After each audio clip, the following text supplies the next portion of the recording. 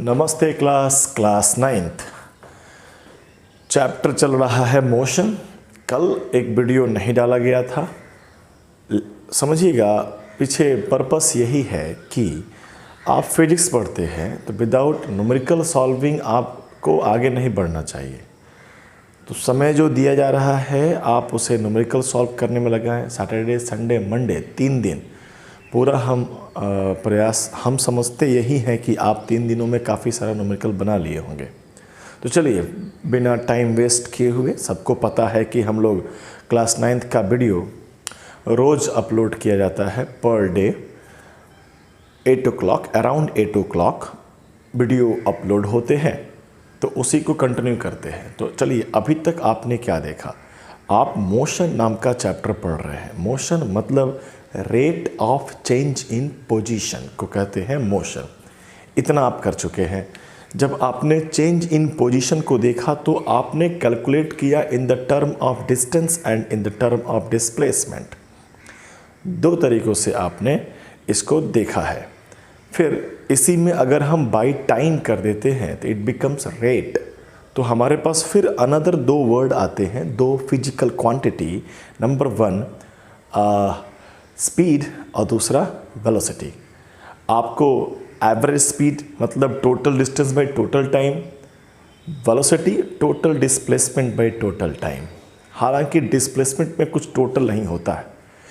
इतना ही पढ़ाया गया है। थ्योरी के नाम पे आपके पास बस इतना ही है। थ्योरी के नाम पे आपके पास सिर्फ 2 फार्मूला हैं बस। लेकिन क्लासेस हम लोगों ने 7-8 दिन चला लिया, तो आपको समझना चाहिए कि उसमें सिर्फ 2-3 दिन हम लोगों ने गुणा भाग में खर्च किया है। वही करना है। किताबों को सर्च कीजिए, किताब के द्वारा सवाल बनाइए। बहुत सारे थ्योरेटिकल क्वेश्चंस में मिलते हैं। थ्योरेटिकल क्वेश्चंस को बनाने में पूरा फोकस कीजिए। और आपके लेवल पे फार्मूला बेस्ड क्वेश्चंस पूछे जाते हैं, खटाखट बन जाता है, कोई बड़ा बात नहीं है। तो यहाँ तक हम लोग देख चुके थे। अब आगे देखिए, यानी हमारा चैप्टर मोशन चल रहा था, यानी चेंज इन पोजीशन। और कुछ ना कुछ किसी न किसी का मोशन मीटर पर सेकंड में आ जाएगा, 10 मीटर पर सेकंड, 4 मीटर पर सेकंड में आ जाएगा। प्लस माइनस का ख्याल करना है, ठीक। चलिए अब हम लोग फिर कॉमन फैक्ट पे जाते हैं, ऑब्जर्वेशन पे जाते हैं, और वहाँ से कुछ साइंस निकल के आता है, तो साइंस का गाड़ी आगे बढ़ेगा। आइए एक जर्नी के बारे में बात करते हैं। एक जर्नी, पॉइंट ए से एक जर्नी स्टार्ट होता है, ठीक। पॉइंट बी तक पहुंचता है। मान लीजिए 2 मीटर का ये जर्नी था और उसको कवर करने के लिए उस गाड़ी को 1 सेकंड लगा। कोई बहुत बड़ा बात नहीं कह रहे हैं। फिर वो गाड़ी और आगे जाता है, अगेन अनदर 2 मीटर को कंप्लीट करता है, अगेन इन 1 सेकेंड। ऐसा पॉसिबल है, हो सकता है। अगेन 2 मीटर का जर्नी तय करता है और वो 1 सेकेंड में कंप्लीट करता है, ठीक। आगे भी हम कर सकते हैं, लेकिन यहीं तक समझिए। तो हम लोग क्या देख रहे हैं कि एक गाड़ी है, एक ऑब्जेक्ट है जो equal distance in equal time interval तय कर रहा है। यहाँ निकाला जाए स्पीड, तो डिस्टेंस बाय टाइम यानी 2 मीटर पर सेकंड। यहाँ निकाला जाए डिस्टेंस बाय टाइम 2 मीटर पर सेकंड, 2 मीटर पर सेकंड। तो हम लोगों ने क्या देखा कि इस कंसेप्ट में कि गाड़ी का जो स्पीड है हर जगह 2 मीटर पर सेकंड है, हर जगह एक समान है, हर जगह बराबर है। तो काफ़ी सिंपल इंग्लिश वर्ड लेके आते हैं कि अगर ऐसा कोई ऑब्जेक्ट मूव करता है जो इक्वल डिस्टेंस का मतलब सिर्फ 2 मीटर नहीं होगा, 2 मीटर, 4 मीटर, 5 मीटर, यहाँ 5 मीटर है तो ये भी 5 मीटर, ये भी 5 मीटर, इक्वल डिस्टेंस ट्रैवल करता है इक्वल टाइम इंटरवल में। ज़रूरी नहीं है कि 1 सेकेंड, अगर 5 मीटर का डिस्टेंस 10 मिनट में तय करता है तो अगला 5 मीटर का डिस्टेंस भी 10 मिनट में तय करता है, तब कहा जाएगा equal equal distance travelled in equal equal time interval. तो ऐसे कंसेप्ट को हम लोगों ने नाम दिया यूनी मतलब एक होता है, यूनिफॉर्म मोशन। ये इंग्लिश वर्ड हुआ। एक यूनिफॉर्म का मतलब हुआ एक समान, तो एक समान मोशन हो गया ऐसा, बहुत सिंपल। इसी यूनिफॉर्म मोशन में आप फॉर्मूला, स्पीड और वेलोसिटी में जो अभी तक आप पढ़ के बैठे हैं ये लगाते हैं। आसान है, सिंपल है। हम ऐसे तो किसी एग्ज़ाम में ना लिखिएगा यूनिफॉर्म मोशन बराबर इक्वल डिस्टेंस बराबर इक्वल टाइम, लेकिन इसी को सेंटेंस में बना दिया जाए तो यूनिफॉर्म मोशन का डेफिनेशन बन सकता है। ठीक, तो लिखिएगा। इसको लिखने के बाद चाहे आप आज का फ्रेश हेडिंग डालेंगे यूनिफॉर्म मोशन डैश लिखिएगा। If an object covers equal distance in equal interval of time, then object is said to be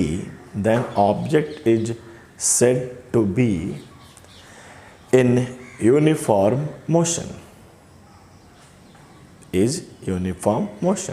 example मतलब बताने के लिए, किसी भी क्षण एक गाड़ी, कभी कभी आप साइकिल चलाते होंगे तो आपको कभी कभी लगता होगा कि एक मोमेंट बना कि अब लग रहा है कि मेरा स्पीड बदल नहीं रहा है। ठीक, तो वो भी यूनिफॉर्म हो गया। तो एग्जाम्पल लिखिएगा 20 मीटर पर सेकेंड अगर किसी का स्पीड है, दैट मीन्स उसमें लिखिएगा if an object has 20 meter per second speed, that means it will cover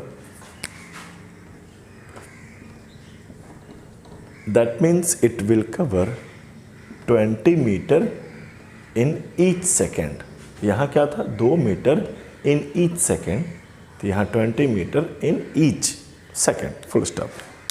तो उसके बाद आप इस बात को लिख लीजिएगा। साफ साफ दिख रहा है, लिख लीजिए।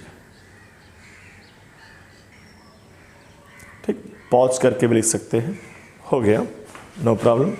चलिए अब ऐसा है नेचुरली अगल बगल अगर आप देखते होंगे तो गाड़ी हमारा एक ही स्पीड में चले, ऐसा नेचुरली पॉसिबल नहीं है। ठीक, तो क्या पॉसिबल होता है इन रियलिटी, ए से एक ऑब्जेक्ट चला था, 2 मीटर के डिस्टेंस को मान लिया 1 सेकंड में कवर कर लिया, तो ज़रूरी बिल्कुल नहीं है कि अगला 2 मीटर का डिस्टेंस फिर 1 सेकंड में कवर करे। हो सकता हो इसको 2 सेकंड लग जाए, अगला फिर 2 मीटर को हो सकता हो 0.5 सेकंड में ही तय कर ले। यहाँ गाड़ी थोड़ा स्लो हो गया, यहाँ गाड़ी थोड़ा और फास्ट हो गया। तो जैसे कि देखने में लग रहा है इक्वल डिस्टेंस को कवर करने में इक्वल टाइम इंटरवल नहीं लग रहा है। तो यहाँ पहला सीन हम दिखा पा रहे हैं आपको। फर्स्ट सीन क्या क्रिएट कर पा रहे हैं कि गाड़ी अगर हमारा इक्वल डिस्टेंस को अनइक्वल डिफरेंट टाइम में ट्रैवल करे तो हम इसको नहीं कहेंगे यूनिफॉर्म। ये एक जैसे कहाँ रहा, यहाँ 2/1 मीटर पर सेकंड है, ये 2/2 मीटर पर सेकंड है, 2/0.5 मीटर पर सेकंड है, सब में अलग अलग स्पीड आ रहा है। तो ये एक समान स्पीड नहीं है। ठीक, तो ये हमारा यूनिफॉर्म मोशन नहीं है, ये हमारा नहीं है uniform motion, non uniform motion. 2 sentence आ रहा है, ध्यान से समझिएगा। ये इंग्लिश वर्ड था जो कि पिछले से डिराइव्ड हुआ, पिछले वाला जैसा बात नहीं है। नॉन यूनिफॉर्म मोशन को एक्सप्लेन करने का कई तरीका होता है। नंबर 1 तरीका ये है कि इक्वल डिस्टेंस को डिफरेंट टाइम इंटरवल में तय करना, that is called non uniform motion. ऐसा जरूरी बिल्कुल नहीं है। मान लीजिए इन अनदर केस हर एक पार्ट को कवर करने में 1 सेकेंड ही लगा, ऐसा हो सकता है। लेकिन 1 सेकेंड में अगर गाड़ी ने 2 मीटर तय किया तो हो सकता हो अगले 1 सेकेंड में 4 मीटर तय कर ले, या अगले 1 सेकेंड में 1 मीटर ही तय करे। तो क्या इस कंडीशन में भी गाड़ी मेरा यूनिफॉर्म चला है क्या? यूनिफॉर्म मतलब एक समान नहीं।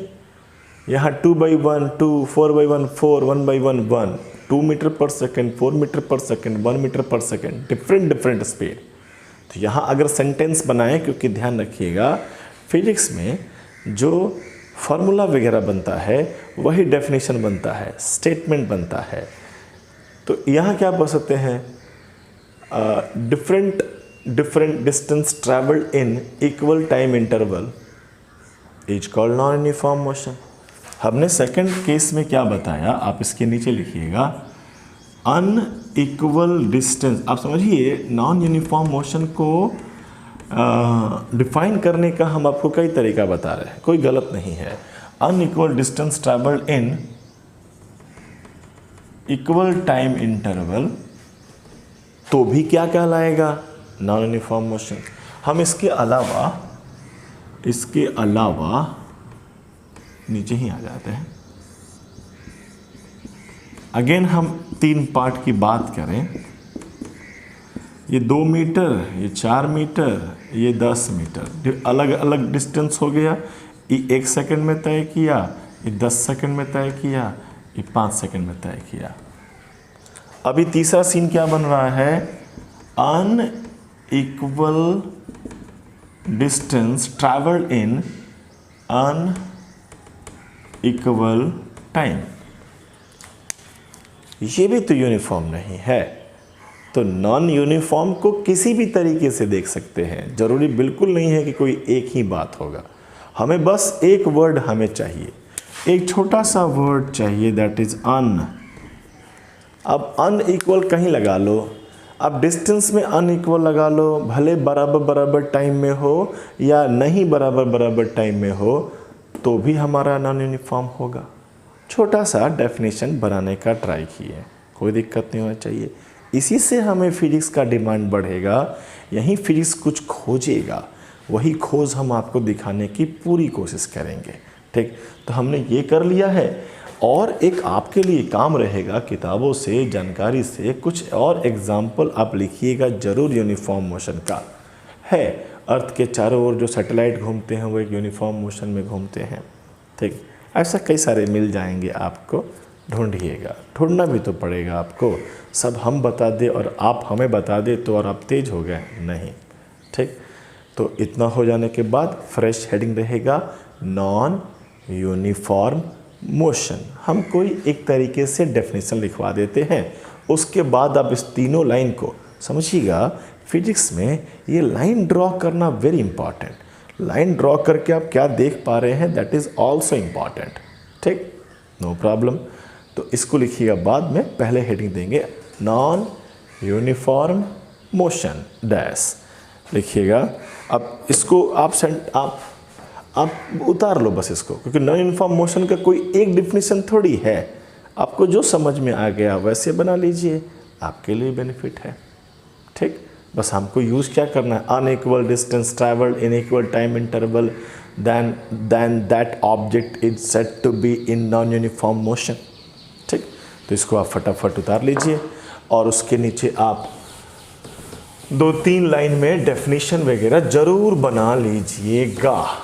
ठीक, दिख रहा होगा, साफ साफ कर लीजिए। इसके आगे हम बात करेंगे, इसके एग्जाम्पल तो सब जगह पड़े हुए हैं।